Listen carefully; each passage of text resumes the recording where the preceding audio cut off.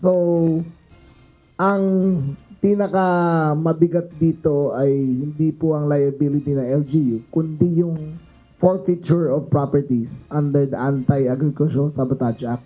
So ito ay magpa-file ng DOJ for forfeiture. Ito, yung sa Mexico, yung sa San Simon, lahat yan ay mapapasailalim na sa gobyerno.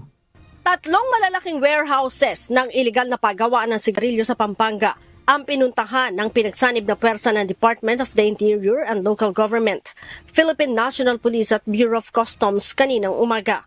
Una nilang pinuntahan ang warehouse sa Barangay Panipuan, San Fernando, Pampanga, kung saan tumambad ang kahon-kahong mga sigarilyo at raw materials.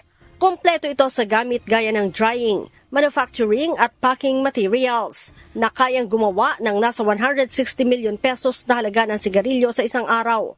Year 2025 ang nawala sa buwis sa gobyerno para sa healthcare na tatakbo ng DOH ay umabot na ng 30 billion pesos.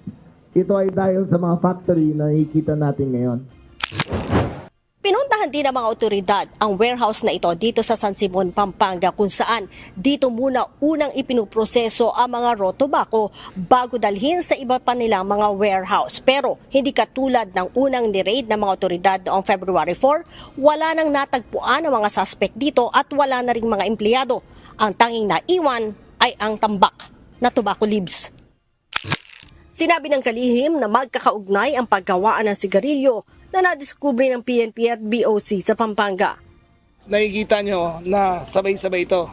Nag-umpisa ang kanilang operations January 1, 2026 at tumigil January 2029.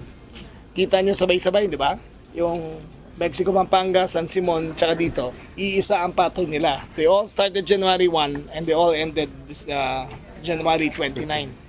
So ito na yung ecosystem. Pinakita na namin sa inyo kung saan kinukuha, pinuputol, pinapatuyo, saan dinadala para i-pack, paano nila di-distribute. Naniniwala rin ang kalihim na mayroong tobacco lord na nasa likod ng mga iligal na paggawaan ng sigarilyo. Mayroon na rin silang itinuturing na persons of interest o POI na maaaring financier sa iligal na operasyon. Sino ang nagpoprotekta sa kanila dito?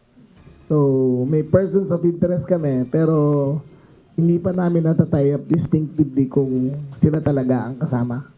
Pero tingin namin may tobacco lord dito na nag-operate.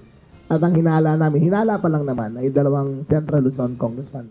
Sa kabila nito, nanindigan naman ang DILG at PNP na wala ng bagong POGO operation sa pamamagitan ng iligal na paggawa at pagbebenta ng sigarilyo sa bansa.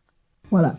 The only link is Chinese rin ang nag-ooperate ng mga tao. Pumasok po yung mga tao dito mga 2025 na eh. Sarado na lahat ng POGO nun.